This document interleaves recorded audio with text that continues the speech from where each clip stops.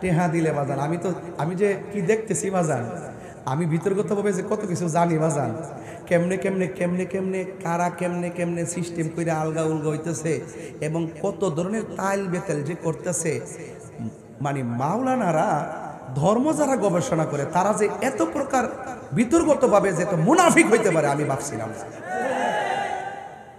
আমার কয় হুজুর এখন আপাতত একটু সিস্টেমে ওয়াজ করেন, দেশের পরিস্থিতি ভালো না। আমি বুঝছি, আমি এটা বুঝছি।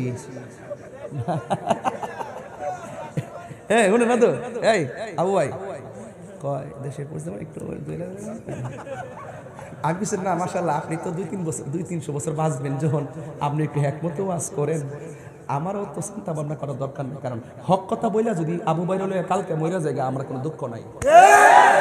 কোন কথা কয়, কোন কথা কইয়া আরে কথা, কোন কথা বইলা হক কথা বইলা, ওখানে আপনি জান না যদি সত্যটা গোপন করিয়া রাত্রেবেলা যদি কোন কিছু দেলাই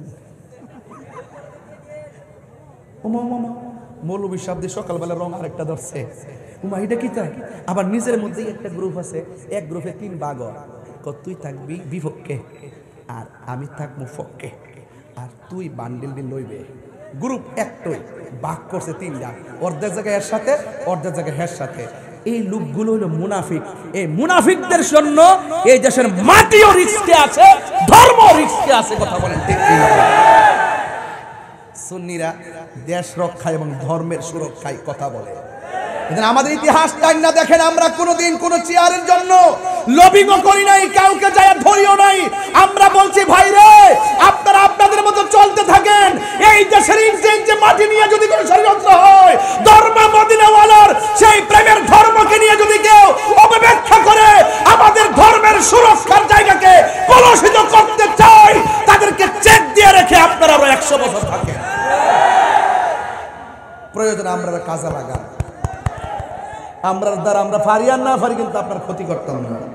আমরা যাই করি না করি দেশের ক্ষতি করব না, ধর্মের ক্ষতি করব না।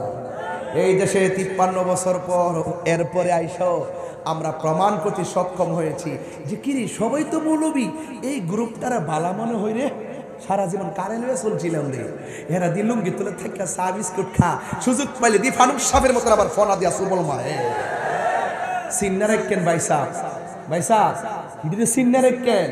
কিছু লোক আছে, সবাই না, কিছু লোক আছে ফাগল হেফাগল, আরে বারে হেফাগল, এই ফাগল কি গড়ে আগুন লাগে, আগুন লাগতো না?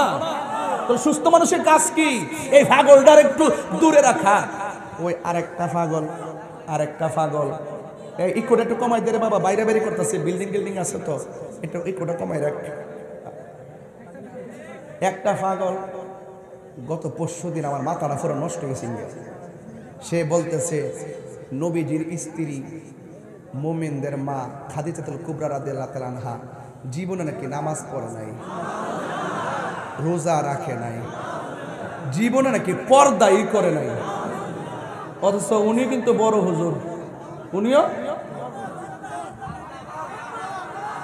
আচ্ছা, ওনার নামটা কি? আমির হামজা। এ সুন্দর একটা কথা বলছেন। আমি তাদের হাই কমান্ডও বলে দিছি যে এগুলো একটু সামলান বাবা রে, এগুলো কি করেন একটু সামলান। নবীর আপনি যদি সরাসরি কোরআন সুন্নাহর বাহিরে কথা বলেন, আমরা কি ছাইড়া দিব?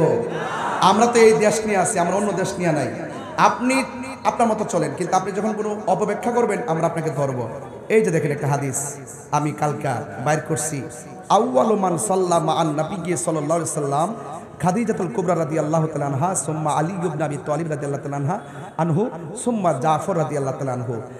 হযরতে যায়েদ ইবনে হারেসা বলতেছেন, আউয়ালু মান সাল্লামা আন নবী সাল্লাল্লাহু আলাইহি সাল্লাম, নবীজির সাথে পৃথিবীতে সর্বপ্রথম যে মহিলাটা নামাজ পড়ছে ওই মহিলাটা হলো মা খাদিজা।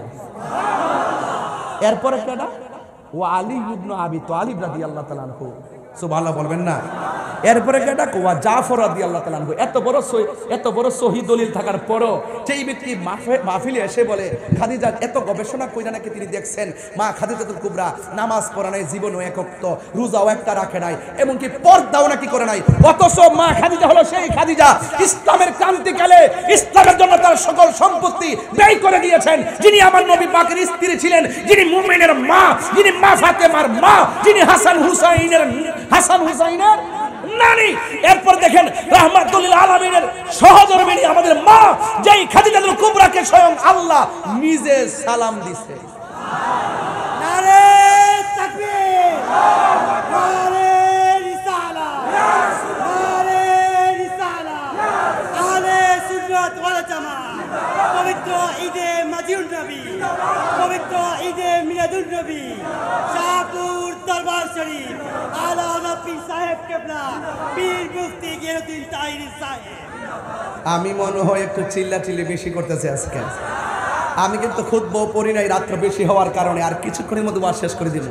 কারণ আমি যেই সময় যেভাবে রাত্র বেশি হয়েছে, যাই বলেন কালকে শুক্রবার আমার অনেক কাজও আছে। মারহাবা জোরে বল। তাহলে আওয়াজ কি আরো 2 ঘন্টা। হ্যাঁ, তুমি তো ওয়াজ করো না, যে ওয়াজ করে হ্যাঁ না বুঝে আওয়াজ করে কোন আল্লাহু আকবার। মা খাদিজাতুল কুবরা কি পর্দা করেন নাই? নামাজ পড়েন নাই? তো যেই ব্যক্তি বলে আমি এত পড়াশোনা করছি কোথাও পাই নাই, তো হেরা কি পড়াশোনা করছে জানেননি? হেরার হুজুর কথা আমল করছে। আর আমরা সরাসরি নবী পাকের নুরানি জবান মোবারকের কথা হাদিসে পাইয়া আমল করি। কথা বলেন ঠিক কিনা বলেন? তো এই জন্য আমি গতকাল বলছি তাকে জাদুঘরে রাখার জন্য। জাদুঘরে রাখলে কি হবে? মানুষে বুঝবে যে আন্তর্জাতিক একটা মিথ্যাবাদী এই দুনিয়াতে ছিল, এই হলো আমির হামজা। কথা বলেন ঠিক কিনা বলেন? এবং শুধু তাই না, সে কয়েকদিন আগে 1 সপ্তাহ আগে বলছে আবু ভাই আমরা তো নবীজি তো ভাই কারোর জন্য 2 না, নবীজি তো আমাদের সব। এখানে যদি কেউ অন্যায় করে এটা বলতে হবে, কেউ মাইন্ড করেন না প্লিজ। সে গত সপ্তাহ বলল নবীজি নাকি সাংবাদিক ছিল। এটা কি কথা? এটা কি কথা? এরপর আমি যখন দৌড়ছি ভালো করে হুজুর, 3 দিন পরে কয় আমি একটা বক্তব্য দিতে চাইয়া স্লিপ অফ টাং হয়ে গেছে, আমার ভুল হয়ে গেছে। তাহাজ্জুদ নামাজের টাইমে আমি নবীজি সাংবাদিক বলার কারণে আমি তাহাজ্জুদ নামাজ পড়ে আল্লাহর কাছে ক্ষমা চাইছি। তুমি অত বড় মুফাসসির, তুমি এমন কথা বলো কেন? কথা বলেন ঠিক কিনা বলেন? এগুলা বললে সমাজ কি বিতর্কিত হবে না? সমাজের ঈমান কি নুকসানে পড়বে না? এজন্য আমাদের সকলকে সাবধানতার সাথে অবলম্বন করতে হবে। এই কথাগুলো বলতাম না যদি প্রসঙ্গ না হইতো। কথা বলেন ঠিক কিনা বলেন? তো নবী ডাক দিয়া কয় জাফর, ওই যে জাফর, যে জাফর, ও জাফর তুমি একটা কাম করো। আব্দুল্লাহ ইবনে রাওয়াহাকে বলছেন তুমি তলোয়ারটা হাতে নাও। সুন্নাত নয় শুধু দাওয়াতের মেহমান, সুন্নাত নয় শুধু খাওয়া শেষে মধুপান, আরো কিছু সুন্নাহ আছে তুমি জানো কি? জানলেও জীবনে কখনো তা মানো কি? জানলেও জীবনে কখনো তা মানো কি? ও বন্ধুরে, আর ডানে বামে জুড়ে আওয়াজ না করে নীরবে বুঝাইয়া দেয়া যায়। আল্লাহর হাবিব বলেন, ও আব্দুল্লাহ ইবনে রাওয়াহা তোমার হাতের মধ্যে তলোয়ারটা লও, যুদ্ধের ময়দানে যাইবা। তোমার পরে তলোয়ারটা আব্দুল হযরত জাফর ইবনে আবি তালিবের হাতে দিবে, এরপরে খালিদ ইবনে ওয়ালিদের হাতে যাবে। আল্লাহর হাবিব গায়েবের খবর দেনওয়ালা, যেমনে সিরিয়ালটা এঁকে দিয়েছেন এমন ভাবে শহীদের সিরিয়াল শুরু হয়ে গেছে। হযরত আব্দুল্লাহ ইবনে রাওয়াহা তলোয়ার নিয়ে যখন যুদ্ধের ময়দানে গেছে, ওই মুহূর্তে এমন ভাবে যুদ্ধ শুরু করলেন, আপনারা আওয়াজ করে বলেন আব্দুল্লাহ ইবনে রাওয়াহার গায়ের মধ্যে গায়ের জোর না বেলায়েতের জোর। এবার তিনি যুদ্ধ শুরু করলেন। আপনারা আওয়াজ করে বলুন যার কেউ নাই তার কে আছি। এবার আব্দুল্লাহ ইবনে রাওয়াহা যুদ্ধ শুরু করলো। আমার নবী যেইভাবে সিরিয়ালটা দিয়ে দিয়েছেন এমন ভাবে আমার নবীর সিরিয়াল মোতাবেক হযরতে আব্দুল্লাহ ইবনে রাওয়াহা যুদ্ধের ময়দানে শহীদ হয়ে গেছে। দিলটা নরম করে দেন। যুদ্ধের ময়দানে যখন শহীদ হয়ে গেল, এরপরে জাফর ইবনে আবি তালিবের হাতের মধ্যে তলোয়ারটা নিয়ে নিলেন। একজন শহীদ হয়ে গেল। আপনারা জবান খুলে বলেন আমার নবী যদিও যুদ্ধের ময়দানে যায় নাই, কিন্তু মসজিদ থেকে সেই যুদ্ধের চিত্র আমার নবী দেখার ক্ষমতা আছে না নাই? এবার হযরত জাফর ইবনে আবি তালিবের হাতের মধ্যে নিলেন। তিনি এমন ভাবে যুদ্ধ শুরু করলেন, যুদ্ধ করতে করতে এমন একটা অবস্থা, চতুর্দিকে সৈন্যতারে বের দিল, দেওয়ার পরে একটা বিয়াদব আইসা জাফরের ডান হাতের মধ্যে একটা কোপ মারছে, অর্ধেকটা হাত কাইটা ফালাইছে। আপনারা বলেন, আমার হাতের মধ্যে যদি মাইক্রোফোনটা থাকে, আমার হাত যদি অর্ধেকটা কেটে যায়, একটু লেগে থাকে, আমি যতই চেষ্টা করি মাইক্রোফোনটা তুলতে পারবো না। অথচ 1-1.5 কেজি 2 কেজি ওজনের তলোয়ারগুলো তিনি তুলতে পারেন না। এবার তিনি তলোয়ারটা বাম হাতের মধ্যে নিলেন, বাম হাতের মধ্যে নিয়ে তিনি দাঁড়ায় দাঁড়ায় বাম হাতে যুদ্ধ করতেছেন। কিন্তু তারা নবীর কথা কেমন মানেন, নবীকে কেমন ধারণ করেন, ইসলামকে কেমন ধারণ করেন, আল্লাহর হুকুম কেমন মানেন। ইন দি মিন টাইমে বাম হাতটা এমনভাবে ঝুলতেছে, বাম হাতটা যখন ঝুলতেছে তিনি মনে মনে ভাবলেন, আমি যুদ্ধ করতে অসুবিধা হইতেছে, আমি মন মতো যুদ্ধ করতে পারতেছি না ডান হাতের কারণে। বন্ধুরে বন্ধুরে, ও বাবা, এবার ডান হাতটা কেমন নড়চড় করে ডান হাতটারে নিজের পায়ের নিচে ফালাইয়া টান দিয়া ডান হাতটারে সিরা ফালাইছে। ইসলামের জন্য প্রথম হাতটা কুরবানি দিয়া দিছে। এরপর বাবা হাতের মধ্যে তলোয়ারটা নিয়ে যুদ্ধ করে গো, একটা বিয়াদব বাম হাতের মধ্যে এমন জোরে একটা কোপ মারছে, কোপ দেওয়ার পরে বাম হাতটা কেটে ফেলে দিল। এবার তলোয়ারটা মাটির মধ্যে পড়ে গেল, দাঁত দিয়া কামড় দিয়া তলোয়ারের মাথার মধ্যে দইরা তলোয়ারটা নিয়ে সোজা হইয়া দাঁড়ায় গেছে। 2 হাত দিয়া দর দর করে রক্ত ঝরে রে আমার কুমিল্লার বাবা। ইন দি মিন টাইমে দাঁত দিয়া তিনি তলোয়ারটা ঘুরাইতে থাকে। আল্লাহু আকবার জোরে বললে আমার আল্লাহ খুশি হইয়া যাবে। হাই রে, বিয়াদবটা চোখের মধ্যে আঘাত করলো, বুকের মধ্যে আঘাত করলো, করতে করতে মাটির মধ্যে ফেলে দিল।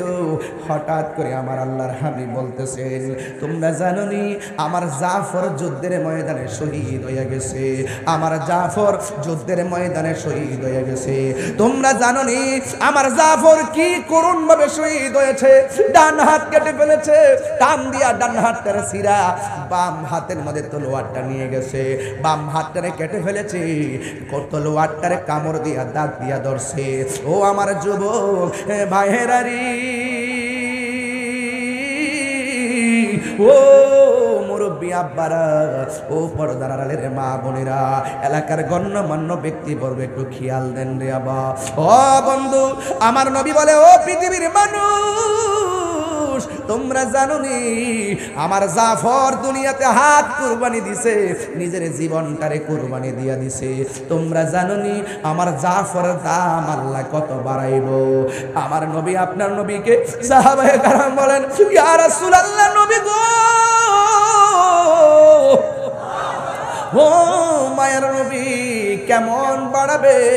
আল্লাহর হাবিব বলেন, হাসরের ময়দান যেদিন কায়েম হবে, ওই কঠিন মুসিবতে মানুষ যেদিন নাফসি নাফসি বলে কাঁদবে, ওই কঠিন মুসিবতের সময় শাফাআতি লি আহলিল কাবাইর মিন উম্মতি, আমি আমার উম্মতের জন্য যেদিন হাসরের ময়দানে শাফাআতের ফাইলটা আমি নবী উকিল হইয়া, আমার উম্মত যখন আসামি হবে, উম্মতের পক্ষে আমি উকিল হইয়া আল্লাহ পাক যেদিন হাকিম সাজবেন, ওই হাকিমের সামনে শাফাআতের ফাইলটা আমি ডিল করব। ওই কঠিন মুসিবতের সময় আমি আল্লাহর পক্ষ থেকে শাফাআত করার পরে আমি যখন সুপারিশ করব, আল্লাহ আমার সুপারিশ যখন গ্রহণ করবেন, আমি সব উম্মতগুলোকে বেছে বেছে আলগা আলগা করব। করার পরে সব উম্মতকে নিয়ে আমি জান্নাতের দিকে রওনা দিব। ও কুমিল্লার বাবা, জবান খুলে বলুন, ও আমার আদর্শ সদরের বাবারা, বাসগড্ডার বাজারের বাবারা, আপনারা আওয়াজ করে বলুন, আমার নবীর সঙ্গে আমরা জান্নাতে থাকতে চাই কি চাই না? আল্লাহর হাবিব কয়, আমি সবার জন্য সুপারিশ কইরা আমি যখন রওনা দিব, আমি একটা উটের উপরে উঠব। উটের নাম হলো কাসওয়া। সুবহানাল্লাহ। কয়েকটা প্রাণী বেহেশতে যাবে, একটা হলো মাছ। কি? কোন মাছটা? তেলাপিয়া বলে। তোর মাথা জানোস তা মানুষ থেকে ঠেলাতে কয়লা আছে, বুঝোস না? এই কি তার বলে? তেলাপিয়া বলে। তেলাপিয়া বলে কি একটা অবস্থা দোস্ত, আবার সামনে বইছে ওটা দিকে মারহাবা। পাগল আছে, ভক্ত ভক্ত অনেক ভক্ত, ভক্তরা খুব শক্ত, এই জন্য শাসন করি, প্রয়োজনে সে আবার ইসলামের জন্য রক্ত দিতে রাজি আছে। একে তেলাপিয়া পুরো ওয়াশটার দিছে একবারে বাংলাদেশে ঢুকাইয়া প্রাণ দয়ালে রে গৃহস্থেরা দলে দলে হাঁস মুরগি কতই পালে সন্ধ্যা হলে ডাক দিয়া লয় ঘরে যার যত পালিত ছিল সকলরে তো ঘরে নিল আমি একা রইলাম অন্ধকারে প্রাণ দয়ালে রে সন্ধ্যা হইল ডাকি দিলে না মোরে আর হে লইছে তেলাপিয়া লইয়া তেলাপিয়া হ্যাঁ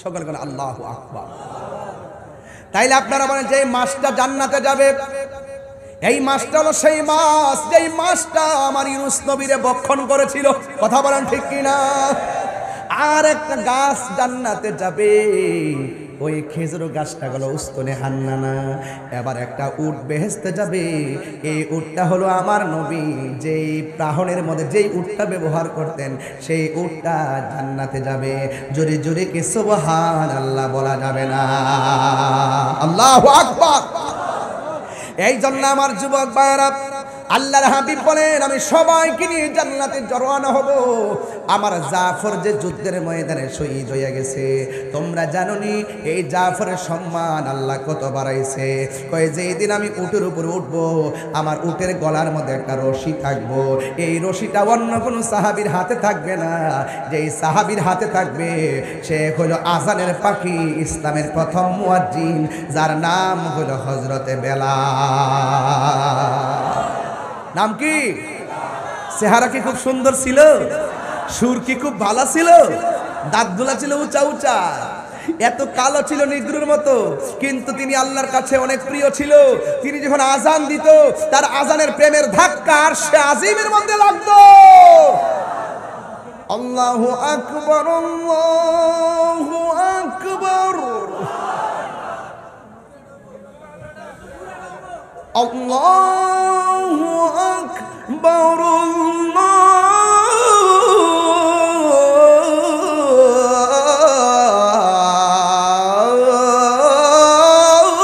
আল্লাহু আকবার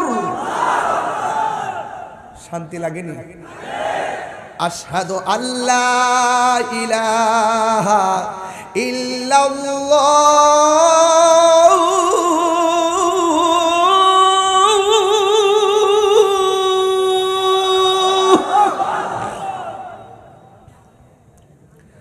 أشهد أن لا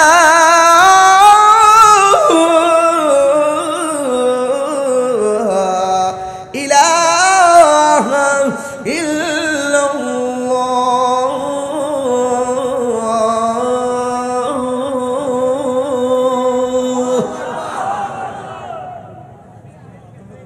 আজানটা কি শান্তি লাগে আরো বড় করে শান্তি লাগে আজানের ভিতরে আল্লাহ নামের পাশে নবীর নাম আছে না নাই কালিমার মধ্যে আল্লাহ নামের পাশে নবীর নাম আছে না নাই জান্নাতের গেটে আল্লাহ নামের পাশে নবীর নাম আছে না নাই বেহেশতের গেটে গেটে আল্লাহ নামের পাশে নবীর নাম আছে না নাই হুরদের চোখের মনির মধ্যে এক পাশে আল্লাহ আর এক পাশে নবীর নাম আছে না নাই যারা বলে কালিমা আল্লাহর নামের পাশে নবীর নাম লেখা যাবে না যারা বলে লা ইলাহা ইল্লাল্লাহ মুহাম্মাদুর রাসূলুল্লাহ পাশাপাশি লেখলে শিরিক হয়ে যাবে ওরা আসলে শিরিকের মর্ম বোঝে না ওরা আসলে শিরিকের ব্যাখ্যা বোঝে না আমরা লা ইলাহা ইল্লাল্লাহ মুহাম্মাদুর রাসূলুল্লাহ আল্লাহর নামের পাশে নবীর নাম লিখে শিরিক করি না বরং আমাদের মহব্বত আমরা নবীর উসিলায় আল্লাহর সঙ্গে পীড়িত করি বুঝেন না আল্লাহর হাবিব বলতেছেন হাসরের মাঠে আমি যাব উটের উপরে উটের রশি থাকবে কার হাতে কথা কয় না কার হাতে বেলালের হাতে আর পিছে থাকবে বুরাকের উপরে সব নবীর উম্মত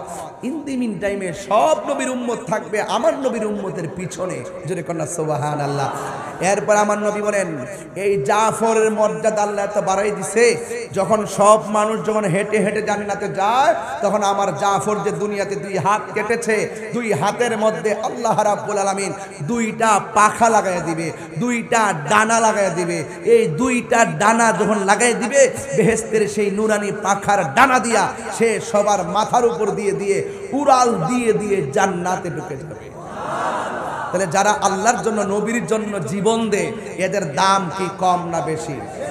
আরো বড় করে কম না বেশি? ও বন্ধুরে, নাই নাই দুইজন সাহাবী নাই, লাস্টে একজন সাহাবী যার নাম হলো খালিদ ইবনে ওয়ালিদ। ওই খালিদ ইবনে ওয়ালিদ যখন তিনি তলোয়ারটা হাতের মধ্যে নিলেন, ইন দি মিন টাইমে তিনি যুদ্ধ শুরু করে দিলেন। এমন ভাবে যুদ্ধ শুরু করলেন, খালিদ ইবনে ওয়ালিদের একটা উপাধি আছে সাইফুন মিন সুয়ুফিল্লাহ, যাকে আল্লাহর তরবারি সমূহের মধ্যে একটা তরবারি বলা হয়। আল্লাহু আকবার কোন না কেন?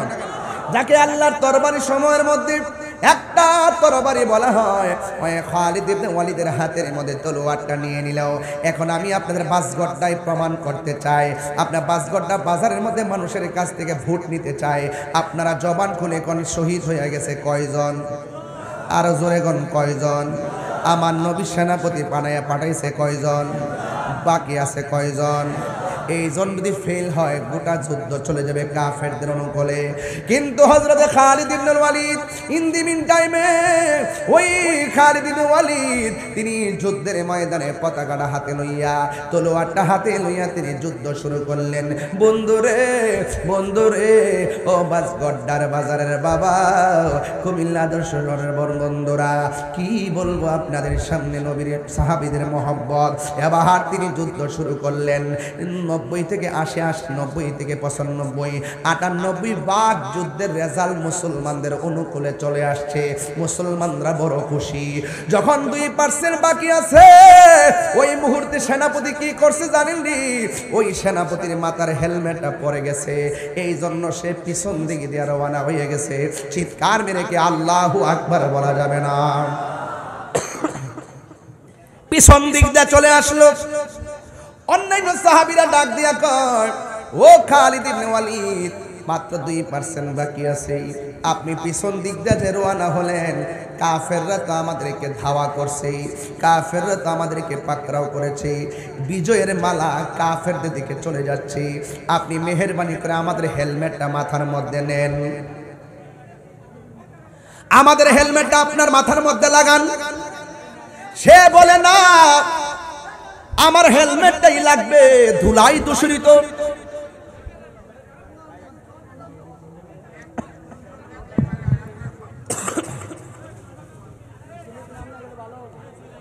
ধুলাই দূষিত, ঘোড়ার পায়ের ধুলাই দূষিত হওয়ার কারণে হেলমেটটা খুঁজে পাওয়া যাচ্ছে না। মাঠটা অন্ধকারের মতো হয়ে গেছি। বন্ধুরা রে আমার, এবার খালিদ ইবনে ওয়ালিদ পিছনে হটতে শুরু করলেন। এবার কাফেররা মুসলমানদেরকে উল্টা ধাও দেওয়া শুরু করলো। ওই মুহূর্তে খালিদ ইবনে ওয়ালিদ হঠাৎ করে তোনার যেই হেলমেটটা পেয়েছেন, পেয়ে তিনি মাথার মধ্যে লাগাইয়া তিনি যুদ্ধ শুরু করে দিলেন। তার সামনে কেউ আসতে পারে না রে বাবা। এই মুহূর্তে যুদ্ধ করতে করতে করতে করতে আমার আল্লাহ রাব্বুল আলামিন খালিদ ইবনে ওয়ালিদের নেতৃত্বে ওই যুদ্ধের বিজয়ের পতাকা দান করে দিয়েছেন। চিৎকার মেরে কি সুবহানাল্লাহ বলা যাবে না? সাহাবী ডাক দিয়া বলে, ও নবীর সাহাবীরা, তোমরা জানো না এই হেলমেটের ভিতরে ছিল আমার নবীজির মাথা মোবারকের চুল মোবারক। আর বড় করে বলেন না আল্লাহু আকবার। এবার ওই হেলমেটটা মাথায় থাকলে আমি গায়ের মধ্যে একটা শক্তি পাই। আল্লাহু আকবার কর না কেন? এই হেলমেটটা পরে যাওয়ার পর আমার শক্তি সব হারিয়ে গেছে।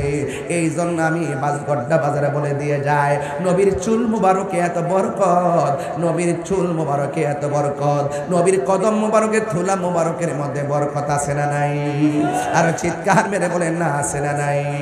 আল্লাহর হাবিব যখন দুনিয়াতে তাশরীফ আনলেন, আল্লাহর হাবিব একটা গাছতলার মধ্যে ঘুমাচ্ছিলেন। আপনারা জবান খুলে বলেন, আমার নবী ঘুমাইলেও দেখার ক্ষমতা আছে না নাই?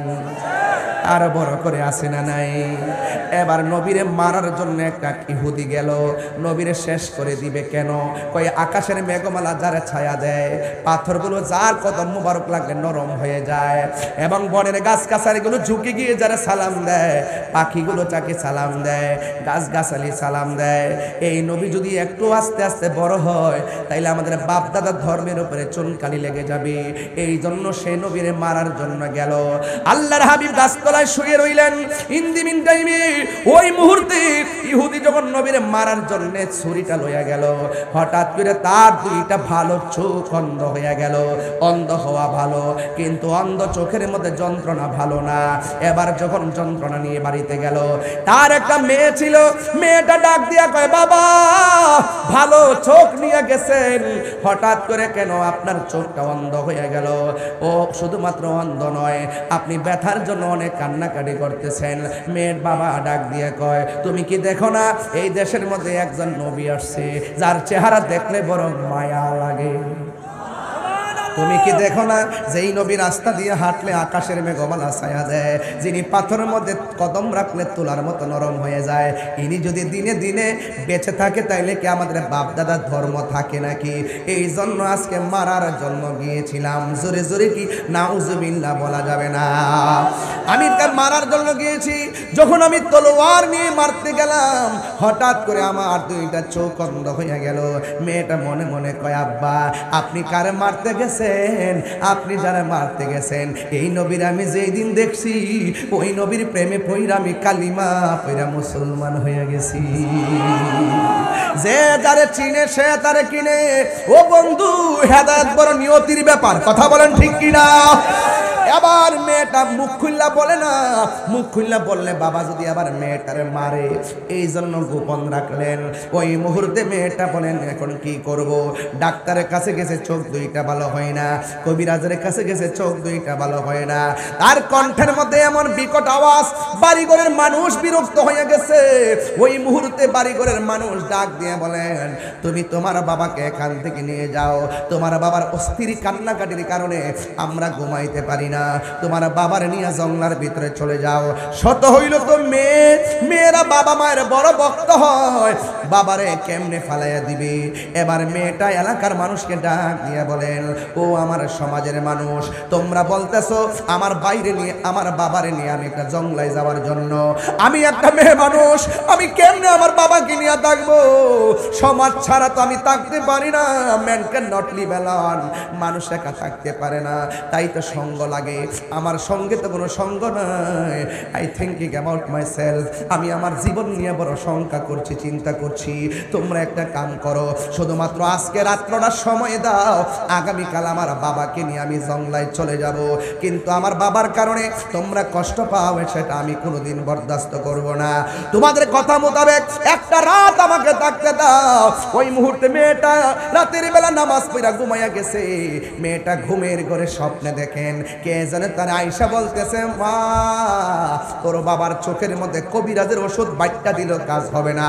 তোর বাবার চোখ যদি ভালো করতে চাস, যেই নবীরে মারতে গেছে ওই নবীর কদম মুবারকের ধুলা মুবারক তোর বাবার চোখের মধ্যে লাগাইয়া দে, দেখবে তোর বাবা ভালো হয়ে গেছে। আর জোরে জোরে কন্যা সুবহানাল্লাহ। এবার মেয়েটা ঘুম থেকে উঠলো, ওইটা মনে মনে ভাবতেছে, আমার বাপ যারে মারতে গেছে তিনি কি আমার বাবাকে ধুলা মুবারক দিবে নাকি? কয় না। এবার মেয়েটা তো নবীরে ভালোবাসে। মেয়েটা কয়, বাবার যদিও নবীরে মারতে গেছে, আমার নবী তো রহমাতুল লিল, জোরে কোন রহমাতুল লিল, ওয়ামা আরসালনাকা ইল্লা রাহমাতাল লিল আলামিন। আমার নবী হলো রহমাতুল লিল আলামিন। এবার আমি নবীর কাছে গেলে নিশ্চয়ই নবী আমাকে ফিরাইয়া দিবে না। আমার নবী তো প্রায় সময় বলতেন, সালুনি সালুনি, আমার কাছে যা চাও আমি তাই দিব। এবার মেয়েটা অনেক সাহস কইরা নবীর বাড়িতে গেছে গো।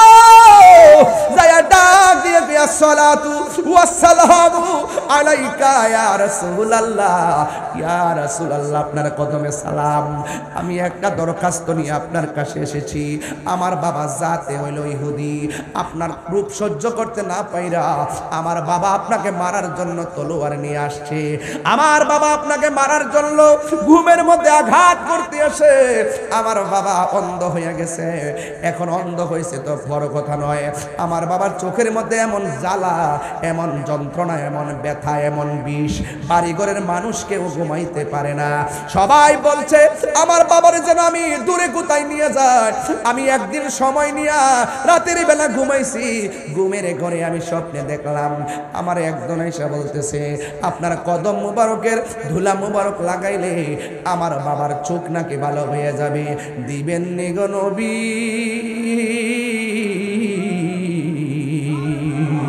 দিবেননি একটু ধুলা মুবারক আমারে দিবেননি?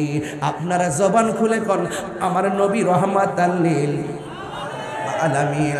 আমার নবী ডাক দিয়ে কয় তোমার হাতের মধ্যে একটা ওয়ারাক নাও, পাতা নাও, পাতা নিয়ে আমার নবীজির কদম মুবারকের ধুলা মুবারকটা নিয়া আমার নবীজির ধুলা মুবারকটা পাতার মধ্যে লইয়া ইন্দিমিন টাইমে পাতার মধ্যে নিয়ে এবার ধুলা মুবারকটা লইয়া বাড়ির মধ্যে যখন গিয়েছে, বন্ধুরা রে আমার শেষ বেলা আমি কি বুঝাইতাম, আমার নবীর ধুলা মুবারক বাড়িতে নিল।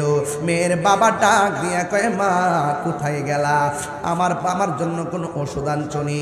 মেয়েটা ডাক দিয়া কয় বাবা এমন ওষুধ আনছি, এই ওষুধ আজকে আপনার চোখে মারবো, যদি এখন চোখ ভালো না হয় আগামী কাল থেকে কোনো দিন আর কোনো ওষুধ আর আনবো না। কয় মা তাড়াতাড়ি দাও। এবার বাবারে শোয়াইয়া চোখটারে খুললা ওই ধুলা মুবারক ওই তার বাবার চোখের মধ্যে দিয়া দিছে। দেওয়ার পরে মেয়ের বাবা ডাক দিয়ে কে মা গো এতদিন তুমি ওষুধ লাগাইছো, আমার ওষুধ দিলেই আমার চোখের মধ্যে যন্ত্রণা শুরু হয়ে যেত, কোন ওষুধ লাগাইছো আমার চোখের মধ্যে দেওয়ার পর আমার চোখটারে ঠান্ডা ঠান্ডা লাগে, ঠান্ডা ঠান্ডা লাগে, ঠান্ডা। ডাক দিয়া গে মা দাও আর দাও। ওষুধ দেওয়ার পর মেয়েটা ডাক দিয়ে গে বাবা আপনি একটু চোখটা খুলনা দেখান না, আপনি আমার দেখেননি, এতক্ষণ তো আমার দেখেন নাই, এতক্ষণ তো ব্যথায় ভরপুর ছিল, এখন ব্যথা দূর হয়ে গেছে, একটা বার দেখেন না আমার দেখেননি। মেয়ের বাবা চোখ খুলনাকে মাগো আগে যেমন দেখতাম এখন আরো দ্বিগুণ ভালো দেখতেছি। কোন কবিরাজ দিকে ওষুধ আনছো নামটা বলো না, চামড়া সিল্লা হইল স্যান্ডেল বানাইয়া দিয়া হইলেও আমি ঋণ পরিশোধ করব। মেয়েটা মনে মনে কয় আমার বাবা নবীরে মারতে গেছে, আমি যদি এখন নবীর নাম বলি আমার বাবা না জানি কি কর।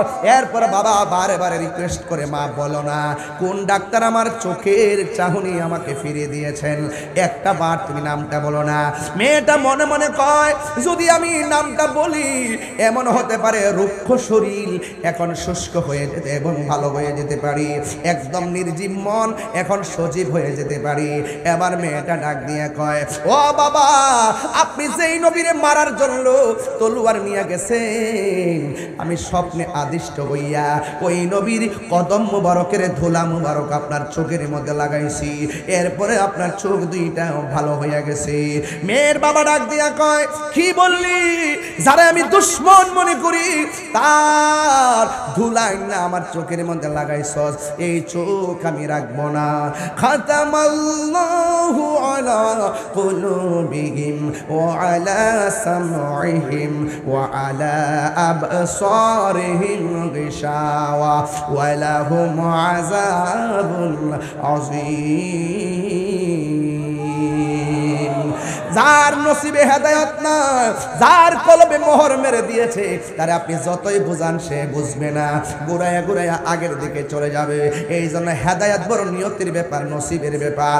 এই মেয়ের বাবা কি করছে শুনেন, খেজুরের কাঁটা লইয়া বড় বড় কাঁটা নিয়ে কয় যে আমার দুশ্মন তার কদমের ধুলা আমার চোখের মধ্যে লাগাইয়া আমার চোখ ভালো হয়েছে, এই চোখ আমি রাখবো না।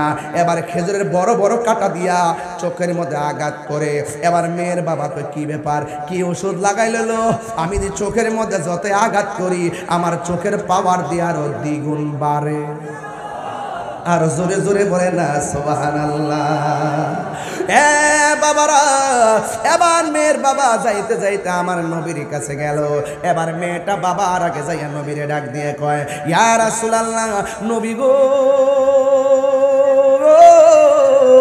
ও মায়ার নবী আপনি আমারে মাফ করবেন।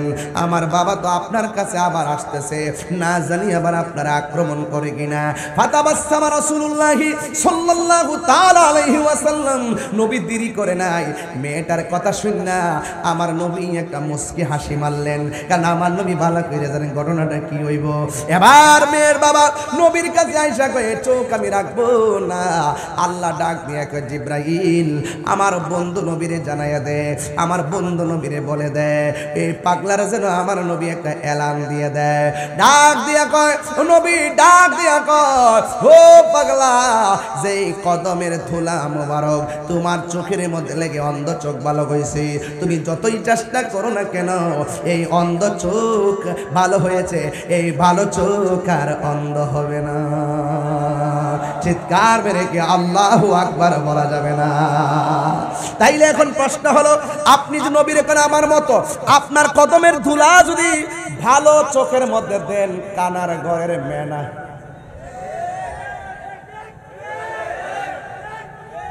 আপনার ভাইয়ের ধুলা যদি ভালো চোখের মধ্যে দেন, ভালো চোখ কানা, কথা কোন ঠিক কিনা?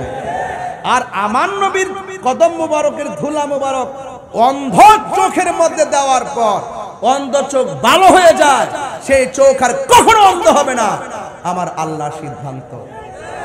একটু হাত তুলে কোন আল্লাহু আকবার, নারে তাকবীর, আল্লাহু আকবার। নারে রিসালাত, নারে রিসালাত, নারে রিসালাত, নারে পাক পঞ্জাতা, নারে কাউসিয়া, শাহপুর দরবার শরীফ, আহলে সুন্নাত ওয়াল জামাত, পবিত্র ঈদে মাদিউন নবী, পবিত্র ঈদে মিলাদুন নবী, শাহপুর দরবার শরীফ, আলা হযরত পীর সাহেব কেবলা, মুফতি গিয়াসউদ্দিন তাহিরি সাহেব। সকলে বলেন আল্লাহু আকবার। আমার বাবারা, নবীর সঙ্গে সৃষ্টি জগতের কাহার কোনো তুলনা আছে? আর বড় করে আছে? ওই নবীর শাফাত আমরা চাই কি চাই না? আরো বড় করে চাই কি চাই না? নবীর পক্ষে থাকলে লাভ আছে না নাই? শাহপুর দরবার শরীফ আহলুস সুন্নাত ওয়াল জামাতের একটি প্রাণ কেন্দ্র, কথা বলেন ঠিক কিনা? এই কুমিল্লাতে একটি অনবদ্য দরবার, যিনি এখানে অনেক দিন পর হুজুরকে পাশে পেয়েছি, অনেক পাশে পেয়েছি, পাশে পেয়ে কিন্তু অনেকগুলো কথা বলে আমি একটু দোয়া নেওয়ার সুযোগ পেয়েছি। এখানে আমাকে একটি শান বলতে বলছেন। আসলে শান্ত আমি সব সময় বলি, আরও বলবো, আজকেও বলবো, একাধিকবার বলবো, কিন্তু একটি কথা বলতে চাই, নবীর শান বাড়াইছে কে?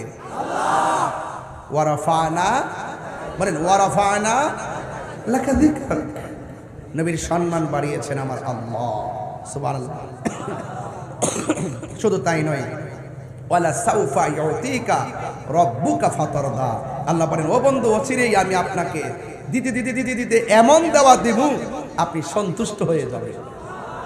এটা মানে হলো হাসরের মাঠে সব উম্মত নিয়ে নবী বেহেশতের মধ্যে যাবে। আমরা গুনাহগার, নামাজ পড়ছি কবুল হয়েছে কিনা জানি না, রোজা রাখছি কবুল হয়েছে কিনা জানি না, হজ করছি কবুল হয়েছে কিনা জানি না, তবে একটা জিনিস জানি, আমরা নবীজিকে জানের চাইতে বেশি ভালোবাসি। রাইট রাইট, বলেন আল্লাহ, হয় নাই আল্লাহ আল্লাহ আল্লাহ, ওই যে এটা এমনি হাইটাইতেছে মুখ আল্লাহ, বলো আল্লাহ। যেই জবান দিয়ে এখন আল্লাহর ডাক দিছি, এখন বলেন ইয়া রাসূল আল্লাহ, ইয়া রাসূল আল্লাহ। যে মুখ দিয়ে আল্লাহ এবং নবীরে ডাক দিছি, স্লোগান দিছি, আজকে থেকে ওয়াদা করলাম এই মুখ দিয়া কোনোদিন নেশা ঢুকাবো না। ওই দিন কিন্তু ওই যে হ্যাঁ ওই দিন কিন্তু বিবির বাজারে বলছিলাম ক্যাডা ক্যাডা নেশা করেন হাত তোলেন, পরে একটা ছেলে কিন্তু হাত তুলছে, হুজুর আমি নেশা করতাম, আজকে থেকে ওয়াদা করলাম আমি আর নেশা করতাম না। কইছিল, বলছিল। আমি মনে করি এই ছেলেটা সাহসী এবং গর্বিত সন্তান, কথা বলেন ঠিক কিনা? যে দুষ্করে স্বীকার করে এটা অন্যায় না, এটাই হলো ভালো লক্ষণ, কথা বলেন ঠিক কিনা? আল্লাহ বলছেন, আমার রাসূল বলছেন, যেই ব্যক্তি গুনাহ করে তওবা করে সেই লোকটাকে আমার আল্লাহ বড় ভালোবাসে, কথা বলেন ঠিক কিনা? আজকে থেকে বলেন, আমার কি বাবা খাইবো?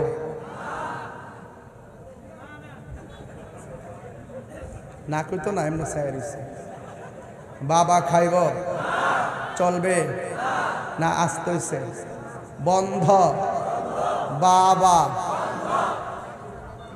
দেখো বাবা আরে বন্ধ কর বাবা এমনি না বন্ধ বাবা আর উজুরে বাবা ইয়াবা ফ্যান্সি গাঞ্জা সুদ ঘুষ চুরি ডাকাতি মিথ্যা গীবত নামাজ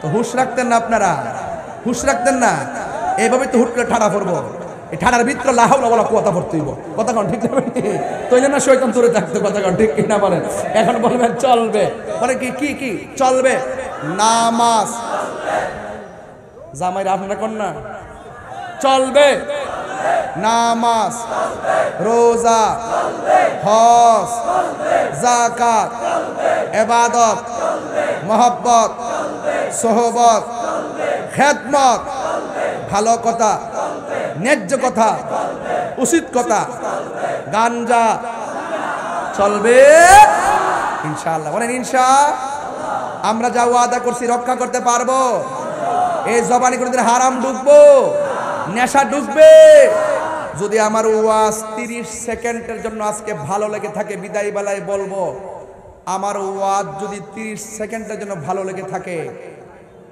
আপনারা কোনোদিন আপনার মা বাপরে কষ্ট দিতে পারবেন না মা বাপরে কষ্ট দিয়া শাহপুর দরবারে গরু লয়ে যাইবেন পিসা বুজুরে বলবে তোমার মতন মুরিদ আমরার দরকার নাই রাইট মা বাপরে যে কষ্ট দেয়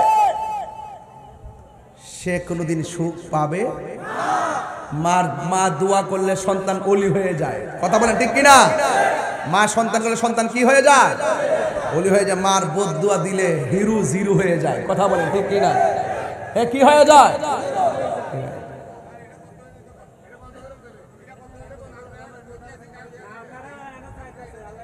সকলে করে আলহামদুলিল্লাহ সকলে আলহামদুলিল্লাহ কর আমার ভাইরা কি খুশি না বেজার আর বড় করে খুশি না বেজার সকলে বলে আলহামদুলিল্লাহ কর আমরা খুশি না বেজার আর হাত তুলে অনেক খুশি না বেজার আল্লাহ আমাদের সকলকে কবুল করুন আর জোরে করে আমিন ভাইরা আমার এই বাসগড্ডা বাজারের মাহফিলটি আমি ওয়াদা মোতাবেক সময় মতো আসার চেষ্টা করেছি আপনাদের সকলকে অনুরোধ করব এখন সুন্নি জামাত কি 2 না 1 ভাগ আছে দীর্ঘদিন আমাদের ভাগ এখন কি আছে সেই জন্য আমাদের শাহপুর দরবার শরীফ সেই আহলুস সুন্নাত ওয়াল জামাতের একজন অনবদ্য কিংবদন্তি আপনাদের আস্থাভাজন হিসাবে আপনারা সব সময় হৃদয়ে ধারণ করবেন কথাগুলো মেনে চলার চেষ্টা করবেন এবং যেই কোনো সময় আহলুস সুন্নাত ওয়াল জামাতের কল্যাণে যখন আপনাদেরকে ডাক দেওয়া হবে আপনারা যৌক্তিক দাবি আদায়ের লড়াইয়ে মাঠে থাকবেন আর বড় করে ইনশাআল্লাহ এখানে আমাকে কি প্রশ্ন অনেক আগে দিয়েছে আমি উত্তরটা আরো আগে দিতাম কারণ আমি যেহেতু একটা ঘটনায় ঢুকছি আমি চাই নাই যে ঘটনার মাঝখানে এই উত্তরটা আমি দিই এখানে আপনারা দেখেন পোস্টারের শিরোনামে এবং আমাদের স্ক্রিনের মধ্যে ঈদে মাজিউন নবী এবং পাশে আছে ও ঈদে মিলাদুন নবী আছে কিনা কতক্ষণ আছে কিনা এখন শাহপুর দরবার শরীফ পবিত্র ঈদে মাজিউন নবী সাল্লাল্লাহু আলাইহি সাল্লাম তিনি লিখেন এবং দীর্ঘদিন ধরে আমাদের মাঝে পবিত্র ঈদে মিলাদুন নবী সাল্লাল্লাহু আলাইহি সাল্লামটা আমরা বলে আসছি রাষ্ট্র থেকেও আমরা এটা স্বীকৃতি পেয়েছি এখন প্রশ্ন হলো যে আমরা এই দুইটা ব্যবহারের মধ্যে কোনো আপত্তি আছে কিনা এই আপত্তিটা আমাদের অনেকে কিন্তু আমাদের নিজেদের মধ্যেই অনেক ধরনের বলাবলি হয় অনেক সময় অনেক কিছু বলার চেষ্টা করেন আমিও তো আপনাদেরই একজন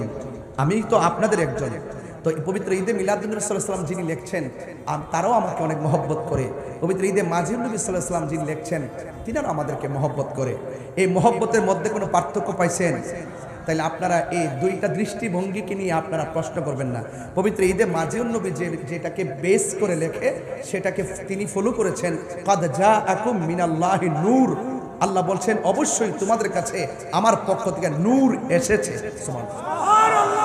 মাজুন নবী, নবী এসেছে। কদ জাআকুম মিনাল্লাহি নূর, নবী এসেছে। আর আমাদের মধ্যে যারা পবিত্র ঈদে মিলাদুন নবী সাল্লাল্লাহু আলাইহি সাল্লাম লিখে থাকেন, এটা দীর্ঘদিন ধরে আমাদের আকাবেররা লিখে আসছেন। যেহেতু যারা মাজুন নবী সাল্লাল্লাহু আলাইহি সাল্লাম লিখছেন তারা যেহেতু পবিত্র ঈদে মিলাদুন নবীর বিরোধিতা করে না, তাহলে আমরা একজন আরেকজনকে বিপরীতে ভাবার কোনো সুযোগ, কথা কি বুঝতে পারছি? অনেকে মনে করে, অনেকে কিন্তু আবার আমারও প্রথম বলছে এটা পুরা মিলাদুন নবী মানে না, এই কথা তো কেউ বলে নাই। আমি যেহেতু রাজশাহী, আমি তো জানি এগুলো, তো সবই তো আমি তো মাঝে মাঝে আলোচনা করি। এরপর আমি এতটুকু বলবো যে আমরা এই বিষয়গুলো, আবার আরেকটা শ্রেণী আছেন যারা লেখে পবিত্র ঈদে আজম। কি লেখে? ঈদে আজমও তো লেখেন, লেখে কিনা লিখতেছেন। তো যে রাসূল করিম সাল্লাল্লাহু আলাইহি সাল্লাম যেই রাত্রে দুনিয়াতে তাশরীফ এনেছেন, সেই রাত্রটি লাইলাতুল কদরের রাতের চাইতে আরো উত্তম। আর বড় করে বলেন না সুবহানাল্লাহ, বলেন না। তো এই জন্য আমি আশা করবো আর কি, আমার একটা ক্ষুদ্র মানুষের কথাই তো আর আমাদের কিছু চলবে না। তবে আমি বলবো, আপনার যদি কোনো আপত্তি থাকে, আমাদের যদি কোনো আপত্তি থাকে, আমার মনে হয় আমরা একজন আরেকজনের সঙ্গে বসে আমরা পরামর্শ করতে পারি। কথা বলেন, ঠিক কিনা বলেন?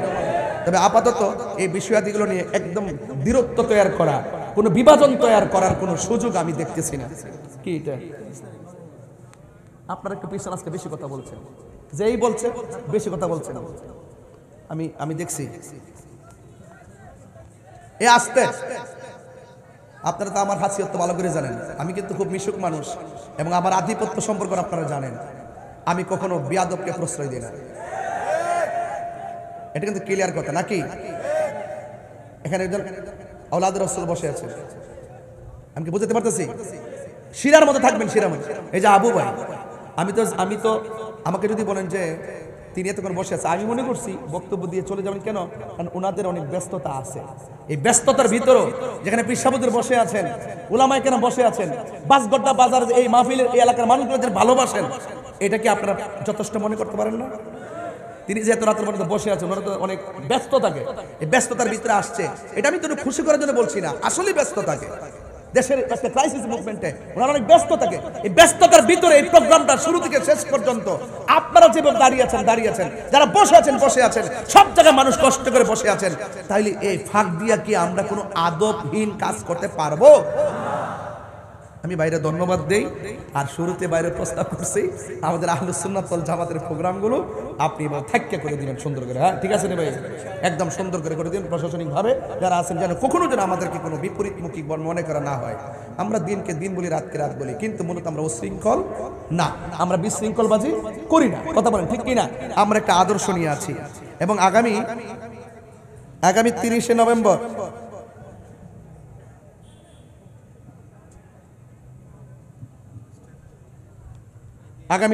নভেম্বর মধ্যম মাঝিগাছা আমি আসবো।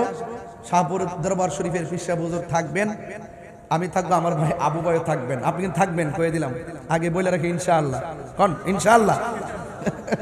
যাক, আলহামদুলিল্লাহ। আরেকটা দাওয়াত ছিল, কই কাগজটা কোথায়? এই আরেকটা কাগজ, তুতিয়া দিগির পার, দিনের বেলা। পাইছি, দেখি কয় তারিখ?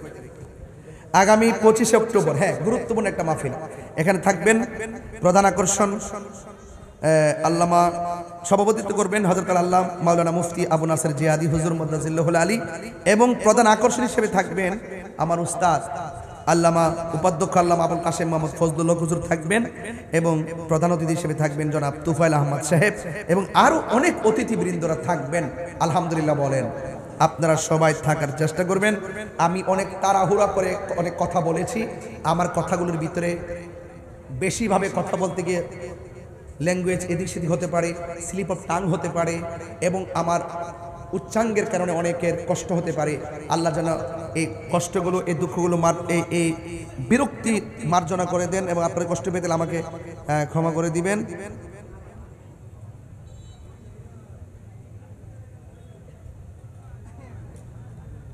আমি একটা কাজ ধরছি, কিন্তু আমি জানতাম না যে তারা বাবা ব্যবসায়ী। তাহলে কি আমার কাজের টাকা হালাল হবে? আপনি যেদিন থেকে শুনছেন এদিন থেকে হারাম কাজের ব্যবসা ছেড়ে দিবেন, আপনি হালাল ব্যবসা করবেন। কথা কোন ঠিক কিনা? প্রয়োজনে কোদাল দিয়া কাইটটা, মাটি কাইটটা ভাত খাবেন, রিক্সা চালায় ভাত খাবেন, হারাম কোন কাজে সহযোগিতা করা যাবে নাকি হুজুর? আসেন দাঁড়ায় নবীর সালাম দিয়া নবী